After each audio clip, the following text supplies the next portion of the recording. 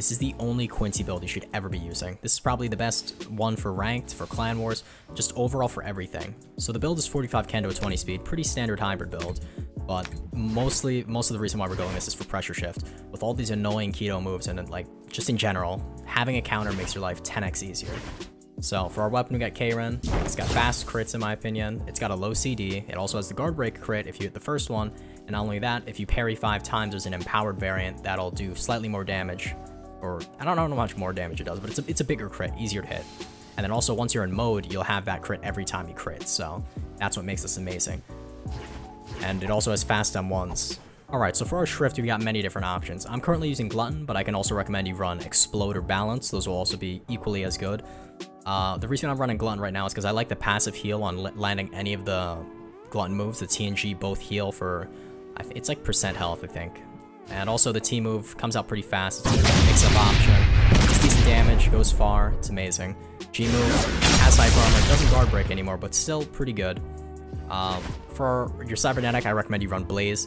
And I actually swapped off Claw for this because I just realized that Blaze, if you use this and you're up close, if you're close enough, your Rising Swallow is basically true because they're ragdolled on the floor, which I think is an insane combo, and also does pretty decent damage. I think it even does more damage than Claw.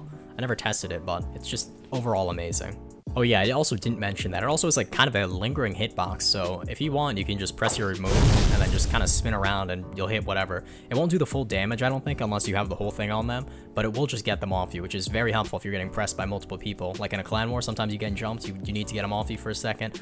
Alright, so the skill boxes you want to run on this build are Crescent Relief and Eviscerate. Now the reason I say that is because Crescent Relief is still the best skill box on Kendo in my opinion, even after all the nerfs. It does flat damage now, they nerfed the posture scaling on it, and they made it so it only reduces your posture by 50%. It is still necessary to run in my opinion because of all the moves you need to block. There's so many annoying keto moves, and if they build up your posture and you don't have Crescent Relief, you're just going to get guard broken because you can't get rid of your posture quickly.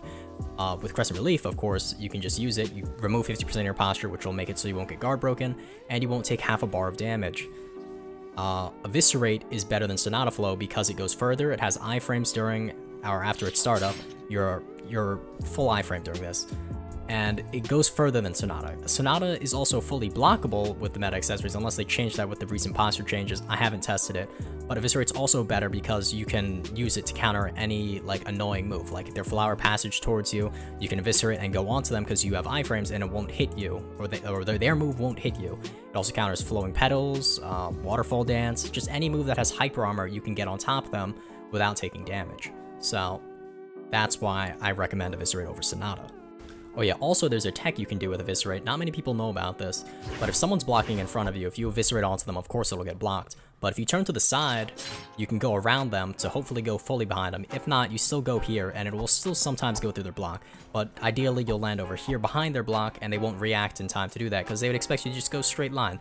But you can actually curve it to go around. Alright, let's get into the gameplay. If you have any questions about the build, leave them below. I'll try to answer them to the best of my ability. Anyways, let's get into the video.